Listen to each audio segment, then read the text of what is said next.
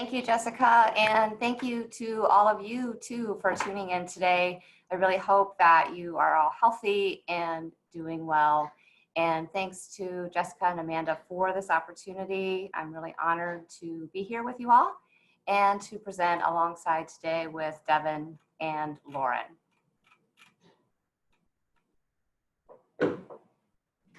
Just in case you are unfamiliar with Mintel, we can skip to the next slide. We are a global market intelligence agency, and what we do is we study consumer behavior.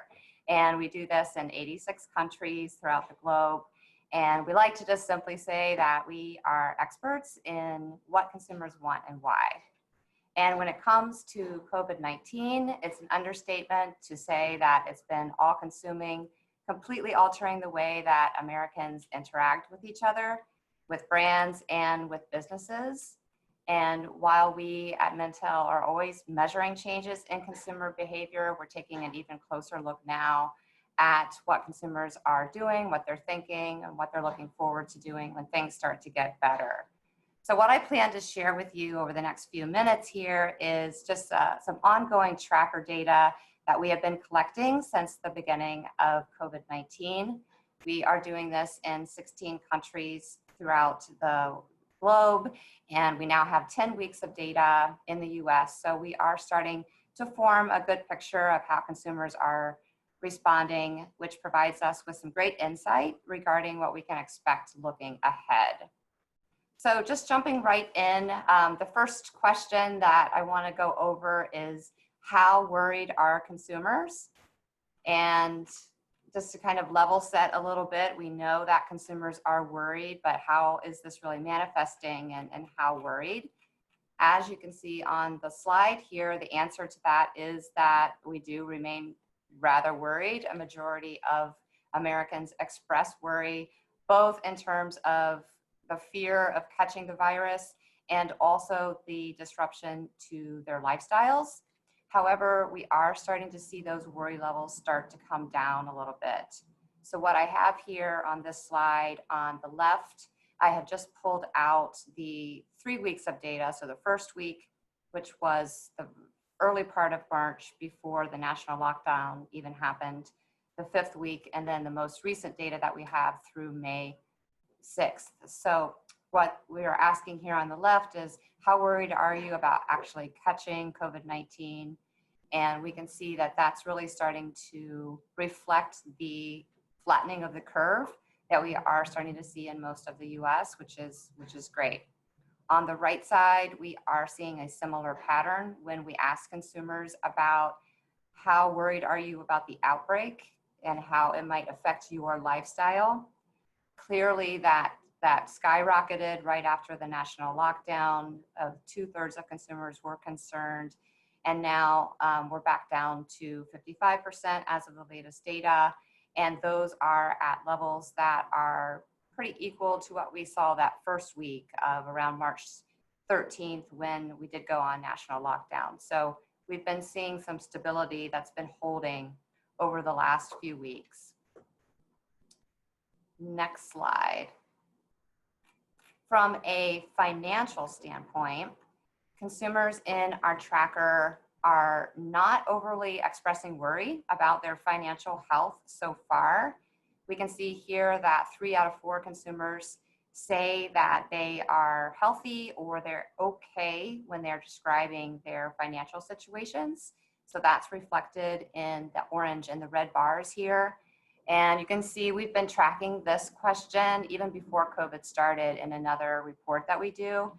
And the levels have been fairly consistent over a few months now. Now this, of course, is going to vary by household income. And we do anticipate that it's going to worsen as the impact to the economy becomes fully realized and unemployment rates continue to increase. We are expecting that they could go as high as 14% in Q2 and maybe even get as high as 32%. I know I saw this morning that so far 38 million Americans have applied for unemployment. So now moving next into What behaviors are consumers taking right now in light of COVID? So what we have here is we've been asking these 3 questions just for the last 3 weeks. So we added them recently. And what I want to focus in on are just a few of these data points. So we asked, so due to COVID-19, what behaviors are you currently taking? And at the top here, probably unsurprisingly, we are seeing that people are trying to limit the amount of time that they're spending in the store. The second set of data here refers to stockpiling and buying groceries and other supplies. So we definitely saw a pretty big spike of panic buying at the onset of COVID-19.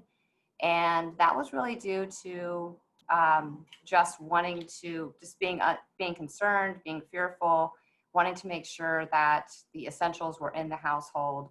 And now that's really starting to dissipate, but what we are seeing is consumers just generally wanting to be better prepared.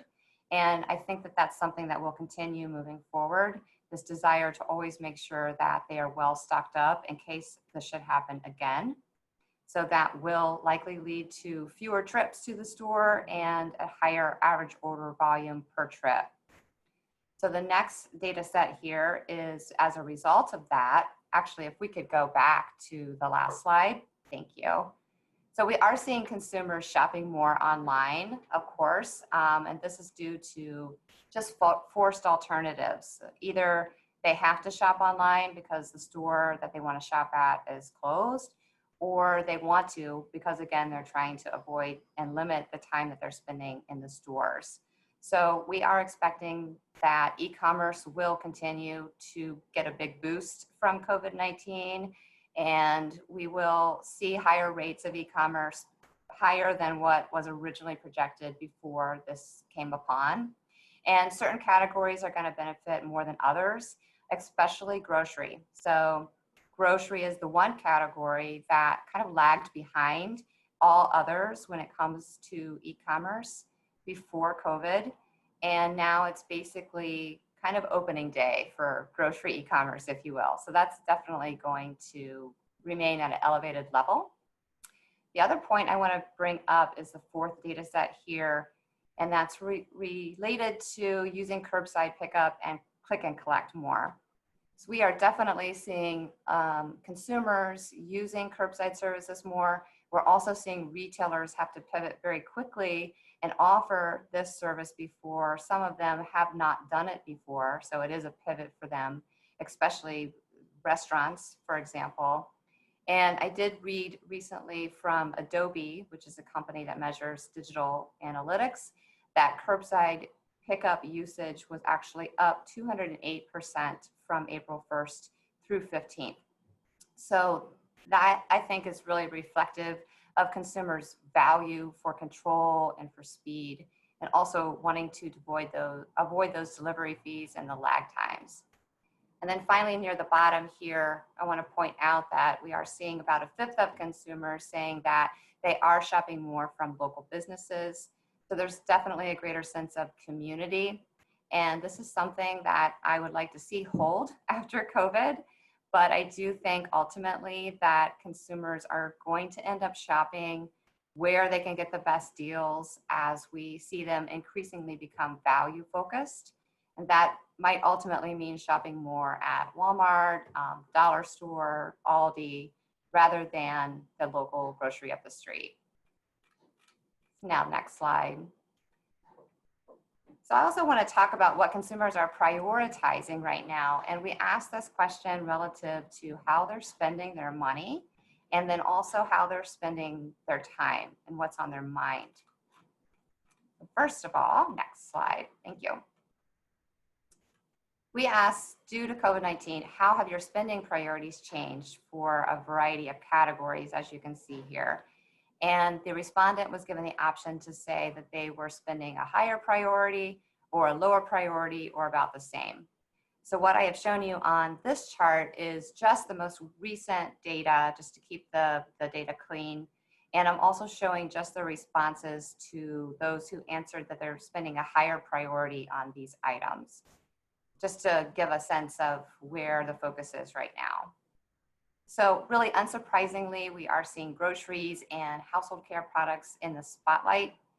We are seeing, though, that household care products are starting to come down a little bit at that 37%. That is lower than the prior 2 weeks. And that's really likely due to the fact that people have already stocked up on those items, and they do tend to have a longer shelf life, so they may not need to buy them as frequently. And then if you look near down the bottom, obviously, fewer occasions for going out will lead to a lower prioritization of spending on clothing and beauty products that are more discretionary in nature, like fragrances or makeup.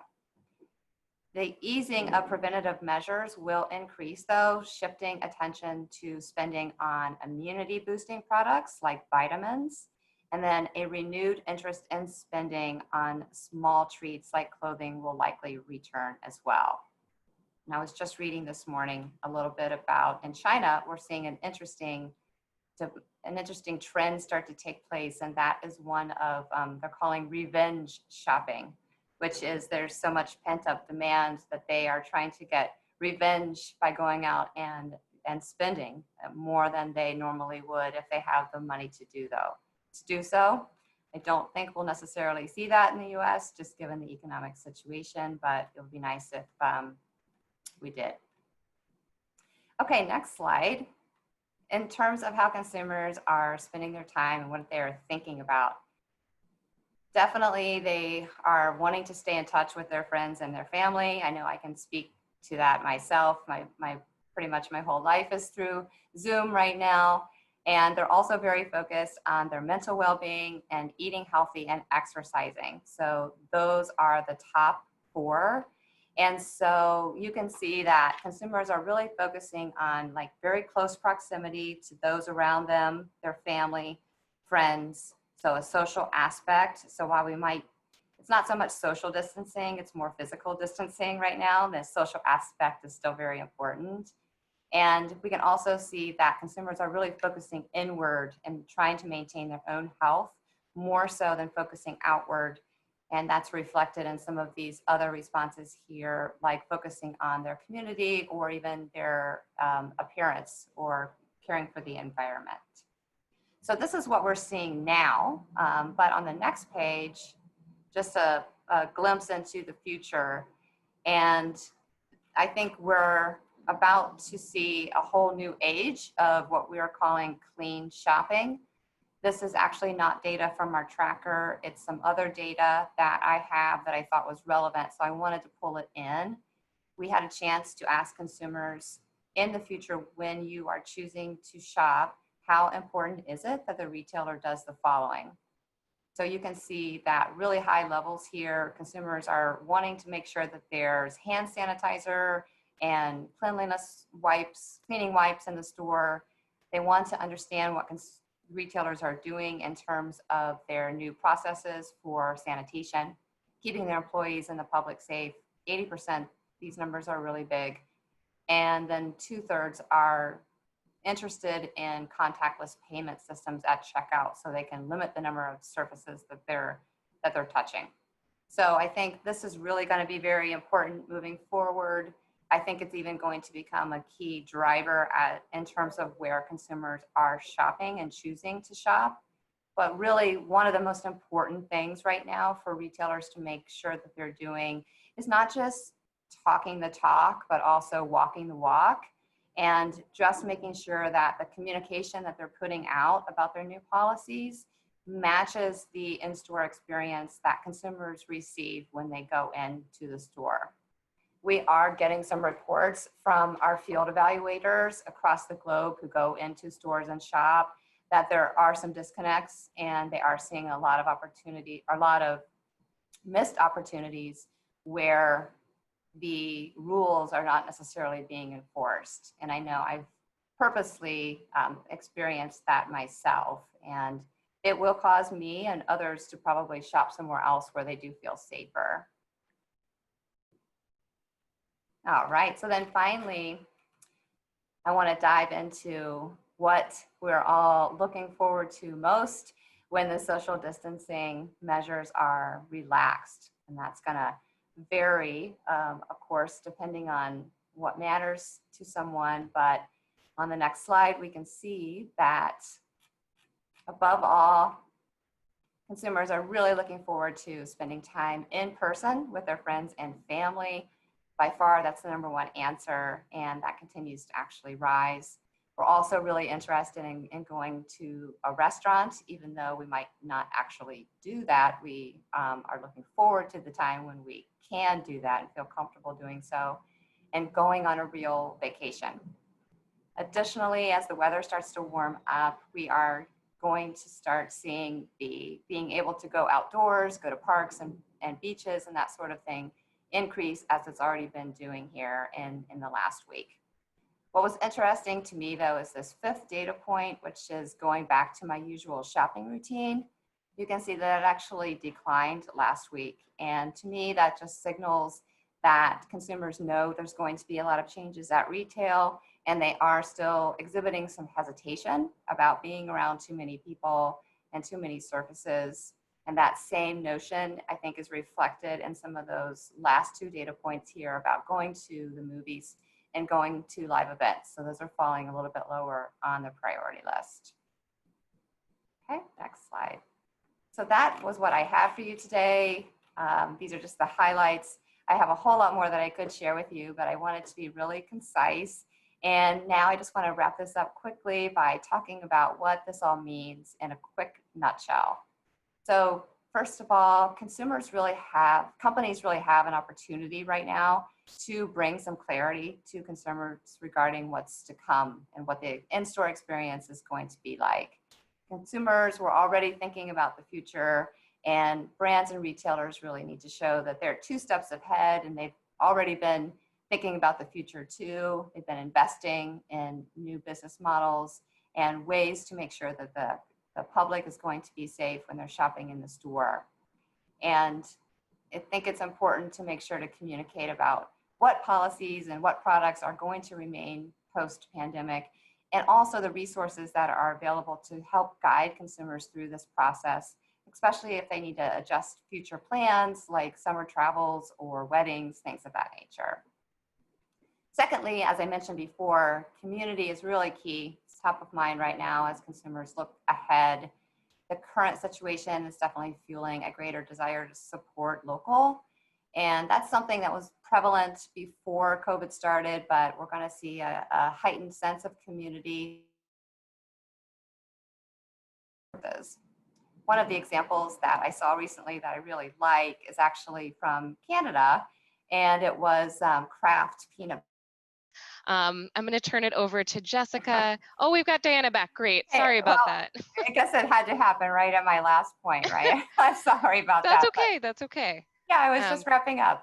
Yeah, I think we're just going to continue to see more people shopping, cooking at home, and also maintaining some small group entertaining in the home as well. So that's what I have for you. Thanks so much, guys. And please reach out to us at Mintel if you have any questions or need help guiding through the future of COVID. Hey, and thank you so much, Diana. Sorry, I was frantically moving in the house because I thought it was my internet. Oh, I know. I saw it go off and I'm like, oh no. Thank you so much. That was really interesting. And I'm glad you were able to get back in. So our next presenter will be Lauren Jacobs from Euromonitor International, which you might know as Passport, if that's the database you're used to using, which is also one of our most popular databases for international consumers and consumer goods. And her talk is titled, How is COVID-19 Affecting the Top 10 Global Consumer Trends 2020?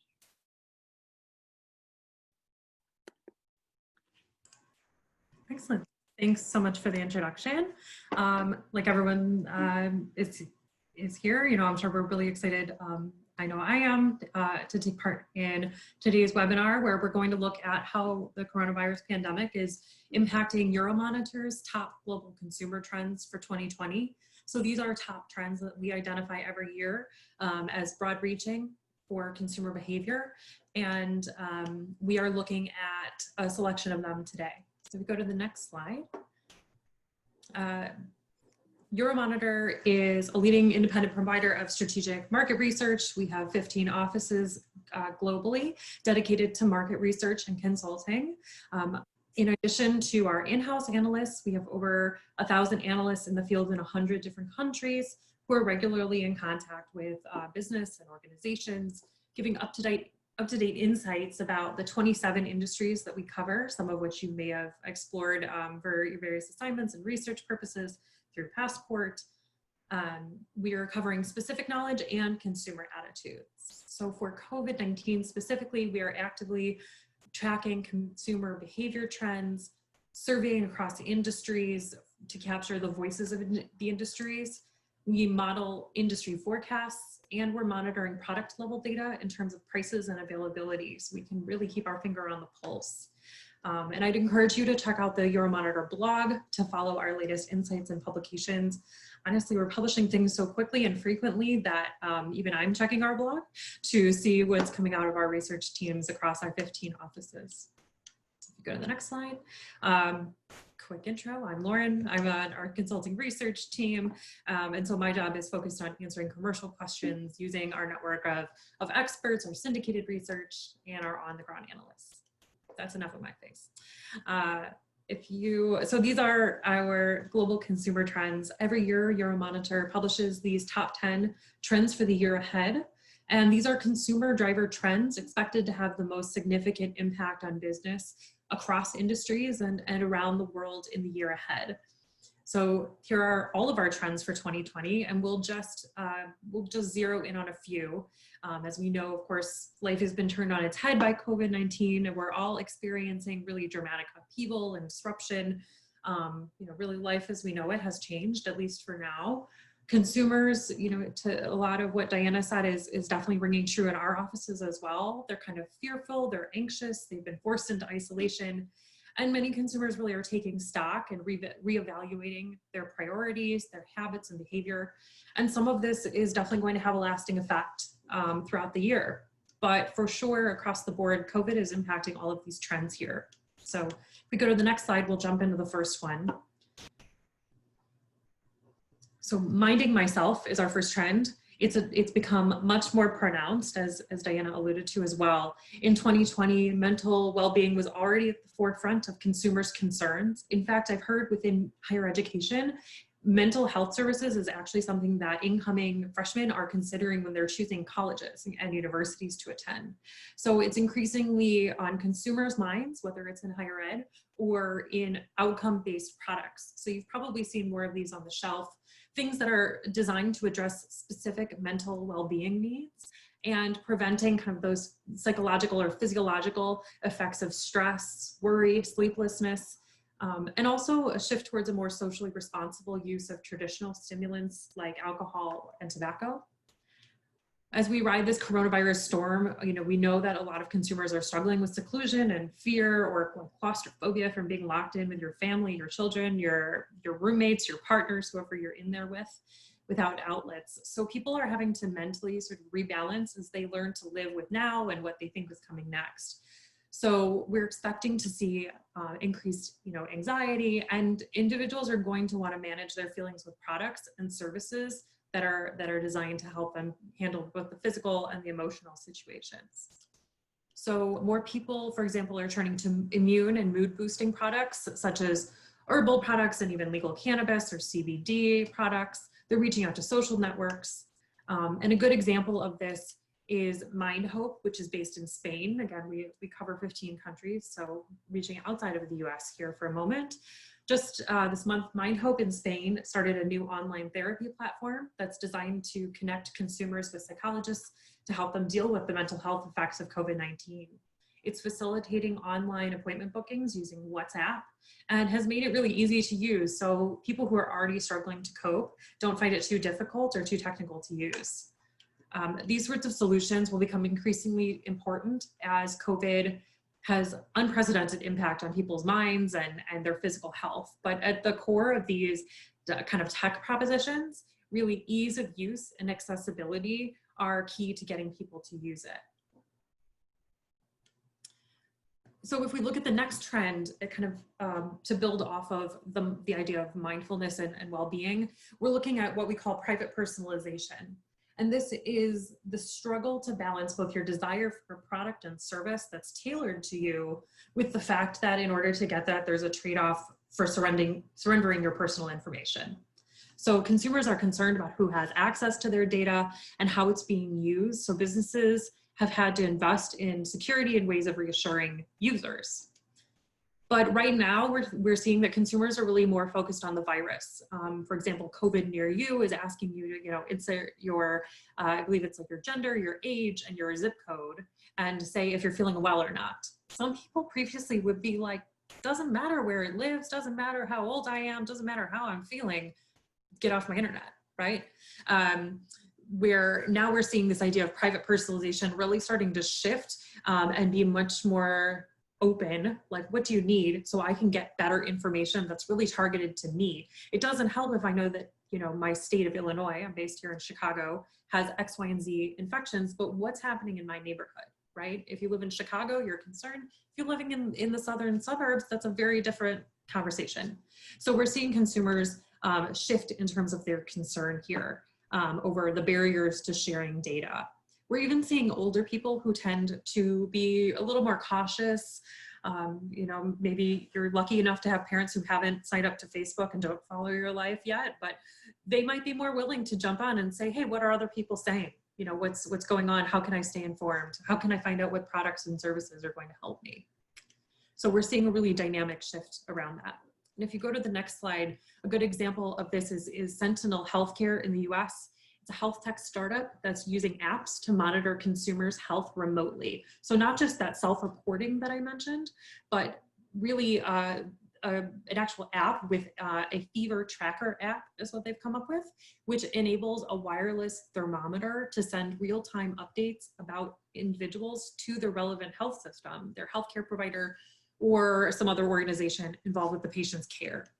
So this company identified a gap in the market that it was able to leverage by engaging with health officials and healthcare professionals who need the data too to inform their policy decision-making, and also playing off that balance of giving and receiving customized information.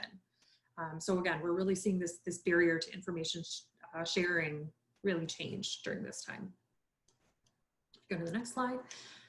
Our third trend we'll discuss out of our four is frictionless mobility. So this idea that we want to get around towns as easy as possible. Of course, with all of us working at home, as you can see, we have all different backgrounds here.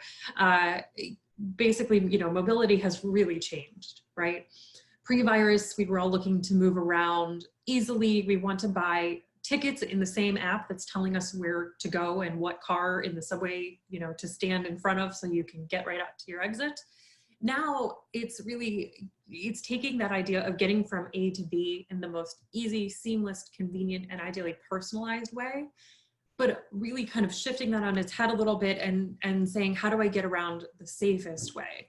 So not just which car is empty so I can cram myself into it, but which car is the emptiest because I don't want to be near anybody else, period.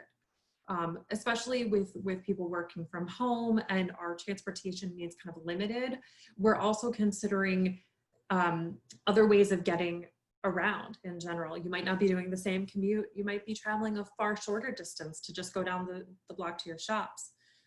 Governments are supporting this, initiatives like cycling and walking, offering free cycle hire, and inner city vehicle uses. Those charges are temporarily halted in some places. We expect that post-lockdown, we'll be seeing consumers slowly resurface. Some people have already been going to work. Some people will have to start going back to work in those shifts or in waves as it's being discussed, but they're still going to be cautious. You don't want to, like Diana was saying, we don't know where things have been. We want to limit like contactless payment. We want to limit what we're touching and, whose air we're breathing, right? Again, because of the fear of the resurgence of an infection. So we're going to focus on safe transport.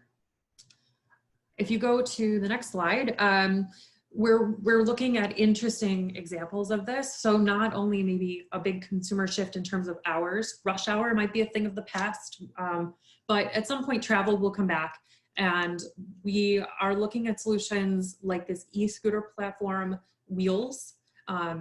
It struggled, obviously, as COVID was kicking in because we didn't need to scoot around anymore or as much. And so they pulled their scooters from service. But the sharing market, like the scooters, have suffered because consumers are scared of contamination.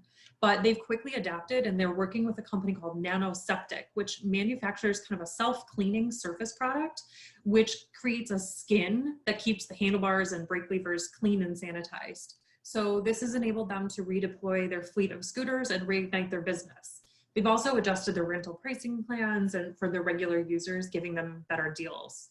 So really removing those health threats, or at least doing their best to limit it, is a way that this company is responding to this trend in the face of COVID. If we go to our fourth slide here, inclusive for all is where consumers are pushing the next idea of diversity. It's all about making products and services more accessible to everyone, including individuals with physical or mental disabilities. Consumers are demanding that brands develop and adapt their services and products to reach all consumers. It's asking people to embrace diversity, to learn about consumers' needs, and put the disabled community, but more widely inclusivity, at the heart of business. It's really becoming stronger because of coronavirus, this trend. While everyone's anxiety is up and we're all adjusting to not being able to move around as freely, people with disabilities have been living like this for quite a while, and it's really connecting that gap between experiences, and businesses are picking up on this. Not only that, but people with disabilities are classified usually as higher risk, where they have lower immune systems. They rely on others as well. So this confluence of lack of transportation, lack of access, and being kind of feeling like you're stuck mentally and physically is really becoming very salient for all sorts of companies, their products and services. And I think crucially, it's opening people's eyes towards how to be more inclusive. Brand purpose is really taking on a new meaning, and almost overnight, this kind of virtual living has helped open doors to people in a number of ways. People with disabilities and without are benefiting from the increased use of technology, giving people virtual access to events, entertainment, and leisure online. I saw a question pop up in the chat about entertainment. We've seen that artists, venues, even holiday destinations and business events, even apartments you're trying to rent, for example, they're doing online videos, and they're literally opening their doors without you having to leave yours. So it's this interacting virtually is becoming really important for fully immersive opportunities. Brands especially are trying to get people to sell not just a product, but an experience too, right? So it's not just enough to, buy Lululemon leggings, for example, but they're selling you the whole experience of Lululemon and the yoga classes and the part of being a community, definitely echoing Diana's sentiments on community there. One interesting place which really captures this trend is the Unesco World Heritage Site in Machu Picchu in the Andes in Peru. It's, an iconic destination, but now you can reach it from the comfort of your own couch. And so this particular site is offering immersive virtual tours that people, with physical disabilities really were boxed out of, but now, especially even with travel limited, anyone can attend it. So lots of very cool platforms kind of coming online, really extending broadening that participation to a wider audience. So in summary here, we've seen 4 trends, 2 of which are going to have an immediate spike, then a long-term shift, and that's this idea of mindfulness and inclusivity. We're currently seeing an immediate drop in terms of private personalization, being willing to give up more data in exchange for a more personalized, informed experience on your end, and frictionless mobility, this idea of getting around from point A to point B most easily and kind of fluidly. We know that this concern is going to change, it's going to evolve. I would encourage you to stick with us at Euromonitor, whether it's in our Passport database. We're updating our industry forecasts daily, if not weekly, as well as publishing weekly reports from our VIA product tracker that's new. So there's a lot of information to digest. I'm sure any of your assignments coming up in future, for those of you who are at UW, are, there's always a coronavirus connection to be made. So I'd encourage you to check out the Euromonitor blog and log into Passport through the library to continue gathering information. So thank you, everybody. Yeah, and thank you so much, Lauren. That's really exciting. And I'm also interested in checking out all the rest of the trends that you guys have identified for 2020 as well. There's a webinar on our blog that covers all 10 as well. Awesome. Our next speaker will be Devin Savaskan from IBISWorld, which is also one of our most popular databases. I said it for Mintel, so I had to say it for all of you guys. You are all very popular at UW. My students really love you. Good to hear. IBISWorld covers industry reports. So they do a lot of analysis of many different industries in the US and globally. And Devin's talk is titled COVID Consumers and the Macroeconomy. Hi guys, thanks again for joining us, and thank you to Lauren and Diana, as well as Jessica and Amanda.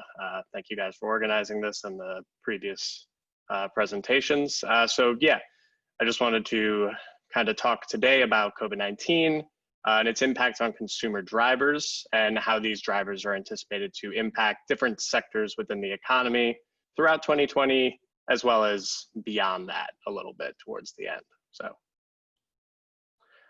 So just to start, we kind of wanted to give you guys an idea of what IBISWorld does in case you aren't too familiar with it, the research that we conduct and the data that we utilize. So IBISWorld offers forecasts and analysis of industry and sector market sizes across the US economy. We actually offer for economies across the globe, Canada, China, the UK, but today we'll be focusing on US specific. Our research is tailored to highlight macro economic trends and the impacts of these trends on different sectors throughout the economy. We offer over 700 industry reports and nearly 1,000 reports on key economic drivers. We'll be focusing on the ones that are strictly consumer-based today. Not strictly, but and we classify these industries the same way the US government does, utilizing the North American Industry Classification System, otherwise known as NAICS, which breaks down industries on an activity by activity basis and offers numerical designations, which we'll see as we go forward. But we just quickly kind of giving an understanding so it helps streamline the presentation. What do we mean when we say activity-based and the different sectors? So for example, you'll have an auto manufacturer or an auto dealer that might both generate revenue from selling of cars. However, the activity that they actually generate the revenue from is from the manufacturing or from the retail side. So for the past couple of months, we've been seeing obviously the dramatic impact that COVID-19 has had on all sectors throughout the economy and consumer drivers, as mentioned in the previous two panelist presentations. Specifically, we want to kind of highlight how those will impact different sectors. So we can, next slide. So mainly due to stay-at-home orders, restrictions on businesses, operations, fears of increased infections, there's been a dramatic decline in overall economic activity. There's also been a rapid spike in unemployment, as was previously mentioned, over 38 million in the past 3 months. And all those things are going to cause a huge downward pressure on certain key consumer drivers that impact other sectors of the economy. So for starters, over the course of 2020, IBISWorld anticipates consumer confidence to decline over 25%, consumer spending to fall at about 7%, the level of savings between individuals, households, and the economy to grow over 50% as people hold on to their incomes, less sure of their job and overall economic security. This also will be expanded as we were talking about that frictionless mobility. Domestic trips are expected to completely fall off, declining at over 16% throughout the next year. New car sales, just about 30% declines. And another trend that we mentioned before, e-commerce sales expected to skyrocket over 30%. And we'll show how each of these trends are impacting different sectors of the economy. So to start, this is just a quick graph on, on the accommodation and food services sector. So this includes hotels, casinos, all types of restaurants. And here we'll be showing just the relationship between industry revenue size, sector revenue size, excuse me, in line with these consumer metrics. So as you can see, revenue declining, national unemployment rate skyrocketing, consumer spending decreasing, as well as the domestic trips declining, and all of this is impact on these different sectors and the revenue specifically for accommodations. So as we continue, just to give you guys an understanding of how we see these industries within this sector performing, as I'll showcase a little bit later, different sectors of the economy, you at least are seeing some forms of positivity in revenue and market size. In accommodation and food services, it's not so much the case. There's not as many happy stories. You have hotels and motels declining 10.2%, restaurants declining close to 5%, bars and nightclubs 9%. And the sector overall, we expect to decline 13.7%, which is a historic decline, even more than the 2009 levels within the sector. We also expect labor within the sector, so waitresses, accommodations, hostess, stuff like that, to decline 8.4% throughout the year. And the total number of businesses, so the total number of restaurants, the total number of hotels, to decline 3.5% throughout the year. Moving on to another sector of the economy, because we just want to give you a couple broad swaths here, is the manufacturing sector. This graph is showing the revenue as well as total employment within the sector, as well as the number of enterprises, the total number of businesses. Manufacturing is another sector that's going to be strongly impacted by a lack of consumer demand across the board, lack of consumer spending as more people stay in their homes and mainly shop for essential goods online, which we'll get to a little bit later. But just wanted to discuss the enterprises are expected to decline 6.4%, and employment is expected to fall 12.2% as manufacturers will attempt to save profit by becoming lean and more efficient. Revenue is expected to fall 18.4%, which is just under the historical high in 2009 of 19.1%. So unlike accommodation sector, there are a couple of good news for manufacturing industries. You might not like them, but just to give you guys a little bit of a quick dichotomy, if we can go to the next slide, the relationship, no relationship, but the juxtaposition between automobiles and medical supplies within the manufacturing sector. So as previously mentioned, due to heightened levels of unemployment, lack of economic activity, uncertainty going forward in regards to employment, and overall increased savings, new car sales are expected to plummet during 2020, falling at an estimated 29.9% over the course of the year. Earlier this year, in order to account for this shift in demand, as well as to refrain from having large swaths of unsellable inventory, the big three domestic automakers actually shut production for about a month. Now they opened up a little bit recently, but they still expect a huge shortfall in the total output of vehicles over the course of the year. Now, to just kind of understand, that's not only going to affect automakers, but it's also going to affect producers of automobile interiors, automobile electronics, automobile engines and transmissions, while it's also going to affect their upstream suppliers in the supply chain, such as steel, aluminum, those types of manufacturers, as well as the downstream and the new car retailers. And all this is going to be based on consumer demand and lack of it. On the other side, when you're talking about medical supplies, demand for PPE specifically has largely been driven by institutional customers like hospitals and governments, but has also witnessed a huge surge in demand from consumers in the past couple of months, as people are increasingly instructed to wear masks and gloves when out shopping for essentials. And this demand is only expected to grow more rapidly as states begin to reopen and loosen restrictions on their economies. They'll most likely require citizens to be wearing these protective masks. So good news for some manufacturing industry is that PPE manufacturing growth is expected to grow at 15.2% in 2020. So finally, we reach the retail sector, also, of course, largely driven by consumer metrics such as consumer confidence and total levels of spending. As these metrics have declined, so too has the retail sector and its total industry sector revenue. IBISWorld estimates retail sector to decline 3.3% in 2020. So just to give you guys an idea, there's a reason why we're at least projecting as of now a mitigated decline in the sector, as we can go to the next slide. And it has to do with the different segments within it. It was something that both Diana and Lauren have touched on in their presentations as well. So you'll see here is just a list of the different segments we include in the retail sector and the percentages of the share that they make up of revenue. So most of these are doing pretty bad, as you can imagine. Motor vehicle and parts, as I kind of previously mentioned, all those, but two in particular are performing strongly, gaining share and actually gaining revenue.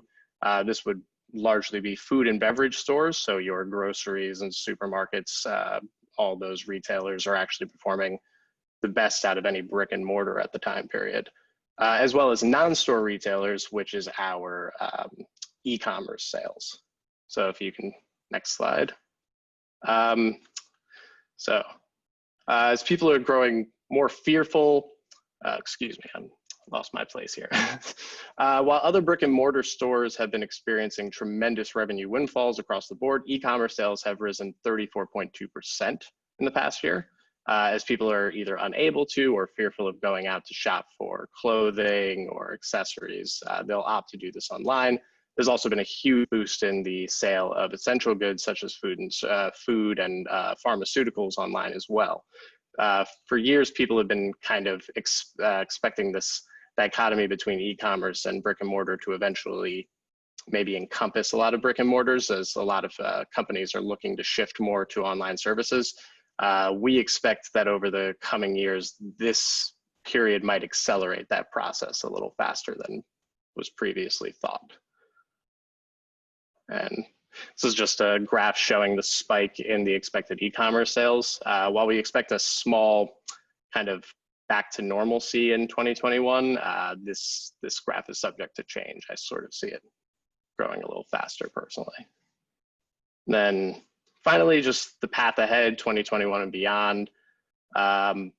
We anticipate these major consumer metrics such as consumer confidence and spending over the course of 2021 to surge, and at least in percentage change, as economies reopen, states reopen, and more people are out shopping and feeling a little bit better. However, we don't expect, while we expect these metrics to grow, we don't know if it will be exactly sufficient to lead to a rapidly expanding economy in the next year or so.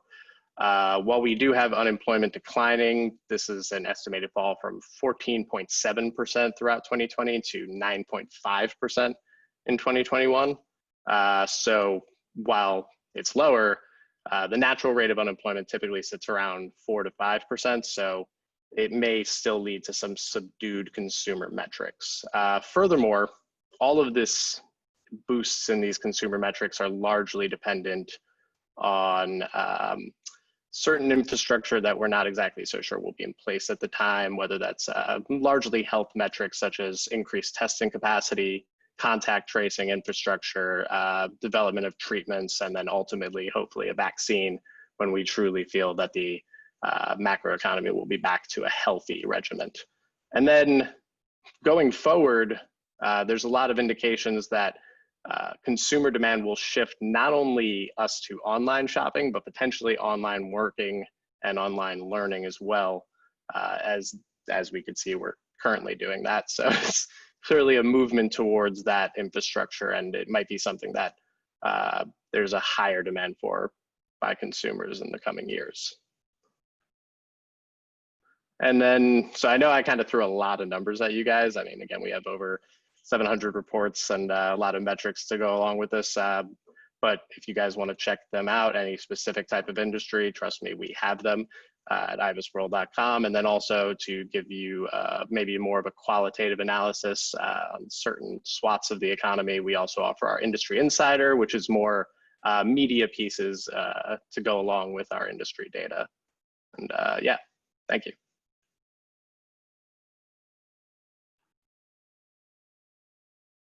Thanks so much, Devin. I'm going to jump right in for questions. We don't have a lot of time left, so hopefully, panelists, you can all stick around for maybe a few extra minutes.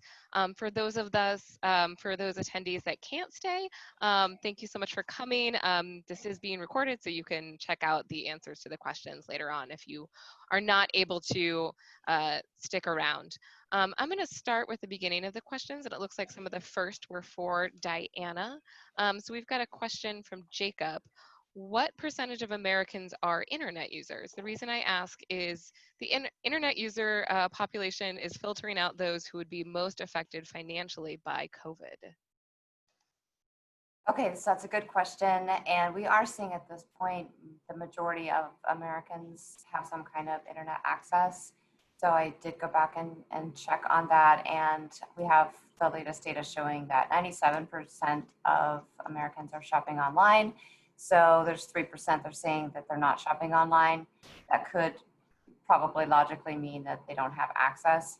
So yes, certainly we do have an ongoing problem in the US with those who don't have access, and periods throughout geographic regions throughout the country where the access is not there. I know there are several companies trying to work to fill that gap right now because of the importance that things like this bring to bear, right? When there's a crisis such as this and internet access is so important, I think we'll see improvement in the future.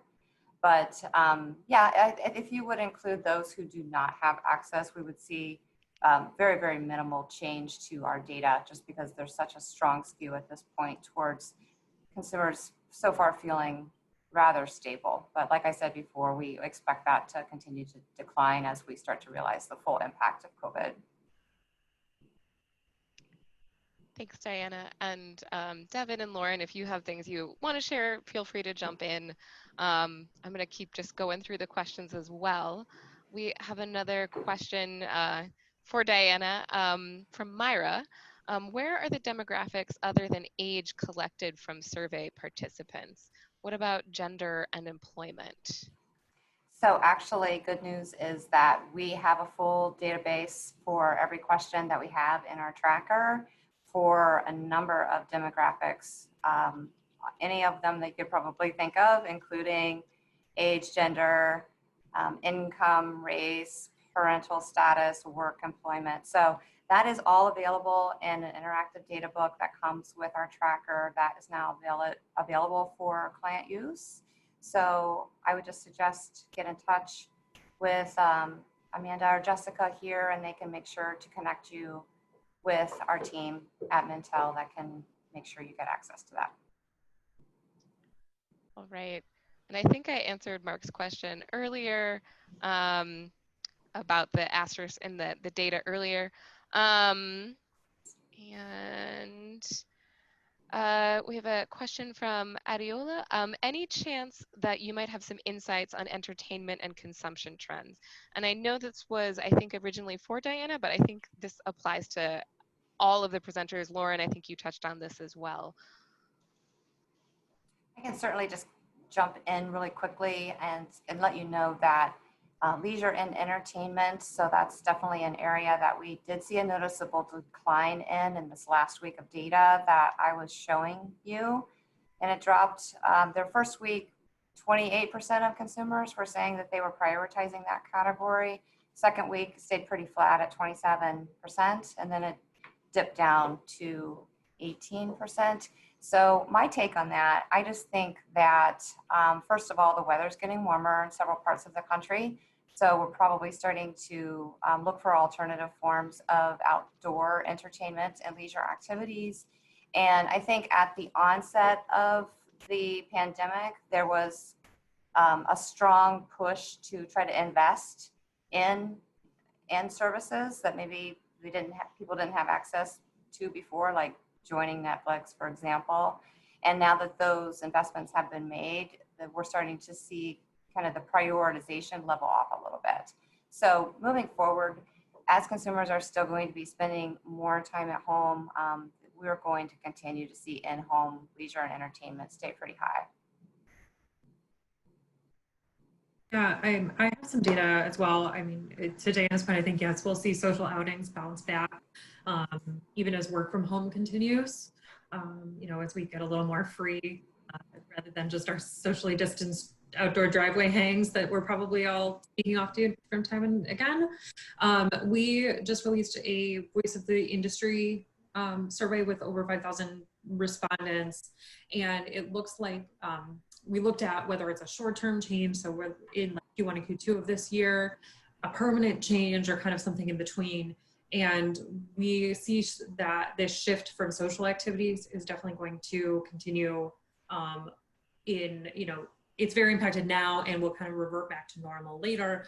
But we think the working arrangement, again, because it's so routine, it's so much of our time, is going to be much more of a permanent change.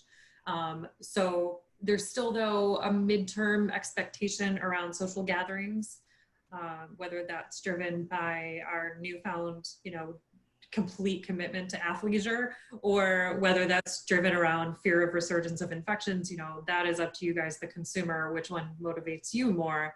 But, you know, we do see a midterm change in terms of reduced eating out and going to bars and cinema, theater, that kind of thing. Generally spending more time at home, and avoiding large events and gatherings, kind of concerts and things like that. But those small to medium size, probably in line with government regulations as well, over, you know, 10 to 50 kind of people gatherings as it's being discussed. We do see that, or, you know, kind of happening first with a longer term shift. But work being the exception to obviously social engagements. We want those social things back, but we're not quite ready to put on real pants and go back to the office, would be the short story. Yeah, and just from our perspective, when we kind of look at what Lauren was just touching on with the types of entertainment that you would actually have to go out for, whether it's revenue generated by sports franchises or concert and event promotion, performers of the creative arts, that whole sector we see in the next year having quite an issue, again, for a lot of those restrictions that are being in place. And even as those restrictions are being lifted, people being hesitant to kind of frequent those events. At the moment, we have that sector of the economy declining 17.1% over the course of the year, with a rebound in 2021. But again, much like I said towards the end of my presentation, it's very dependent on a lot of infrastructure that is currently not in place. But to touch on the original kind of question about in-house entertainment, we expect that to increase rapidly, not only this year, but over the next couple of years, as that becomes more of a mainstream line of entertainment and more in demand by consumers regularly. Great, thank you. Devin, we have another question for you. Where does the gap come from between consumer confidence, 25%, and spending at 7%? So consumer confidence is a measurement, it's an index measurement of overall confidence within consumers about the levels of spend, and not just that, but their future incomes. It's not just a measurement of the level of confidence in spending, it's also a measurement of the future income that they may generate, and just the overall health of the economy. That gap comes between when consumers spend less, they're spending less, but for example, 7% decline right now, but there's still a growth in spending on personal goods, as well as a growth in spending on e-commerce across the board. So you'll still see spending. It's just that people tend to lag behind their own expectations when it comes to the actual output of their income. Awesome. Those are the questions that we have that have come through the Q&A, but if we have a little bit of time, I just have a couple of my own quick questions for all of you. I'm curious, I know, Diana, you touched on this a little bit about, you know, pulling out that data and really looking at some of that survey information you got from consumers about gender and age, but what have you all seen as far as trends for different segments of the population, specifically around age? I know my parents are personally really much more cautious maybe than myself and my friends, and have told me that they don't plan to sort of get back to normal until there's a vaccine. What are your thoughts around that?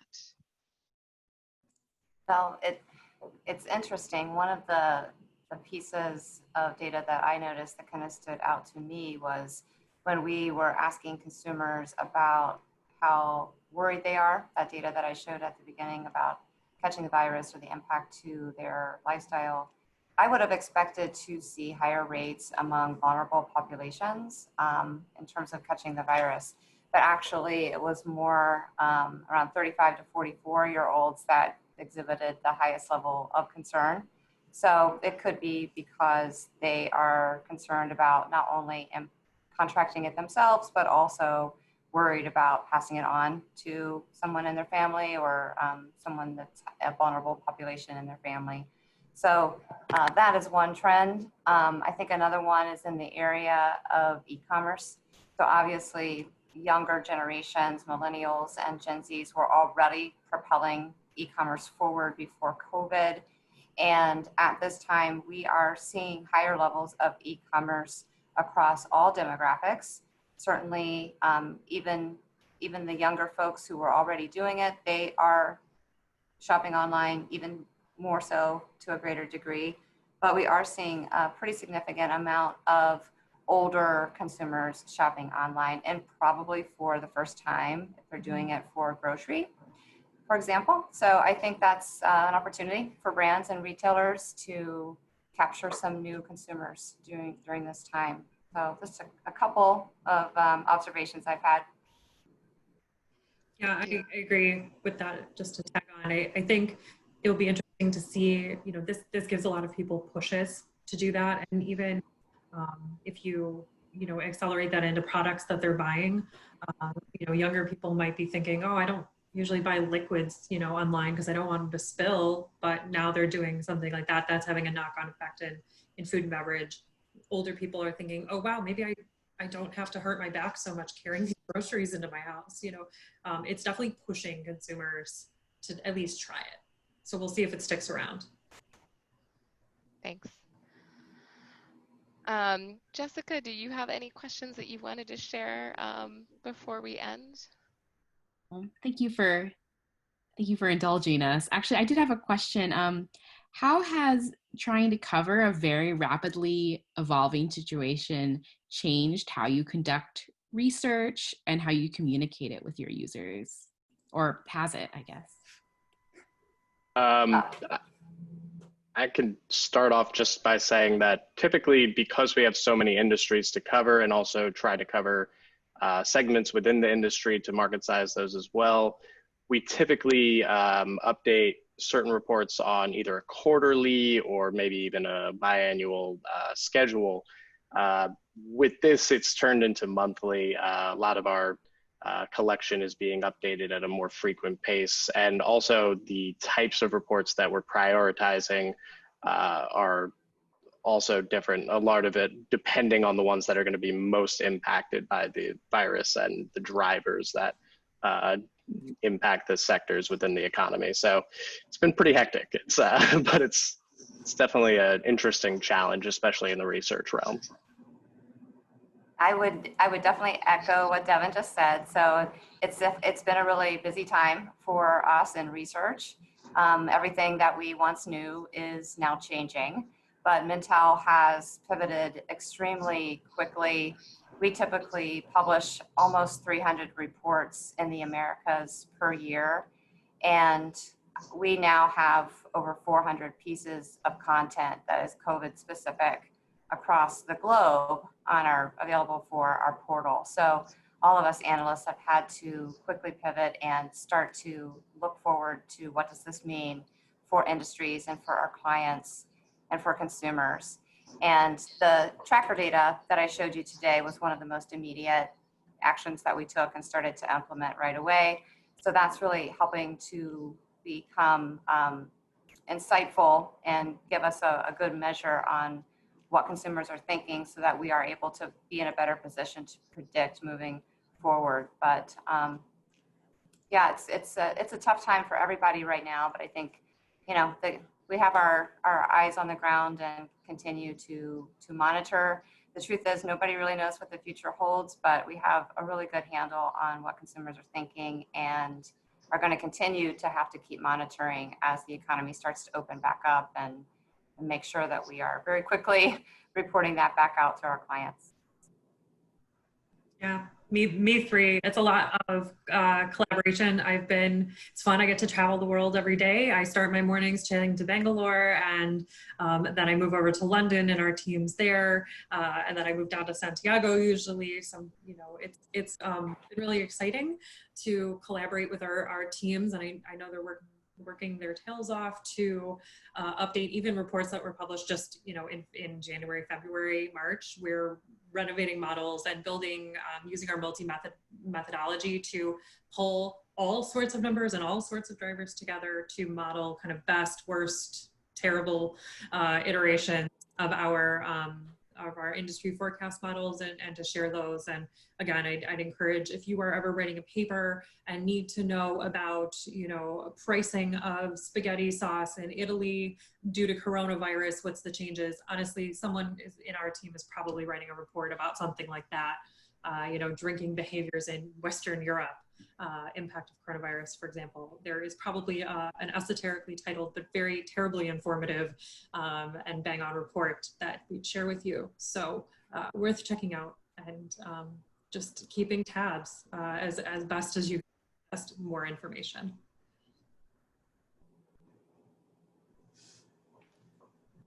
Thank you. I've been wondering about that since we started organizing this panel. I think Better than finding a report one of our research is written on exactly the paper topic you're working on at 11 o'clock at night. That was my first experience with Passport as a student, and now I'm on the other side. So happy to share. yeah, and I think that's it for our questions. Unless you have any more, Amanda. I just want to thank everyone for coming and really thank our panelists for taking the time to prepare those great presentations and answer questions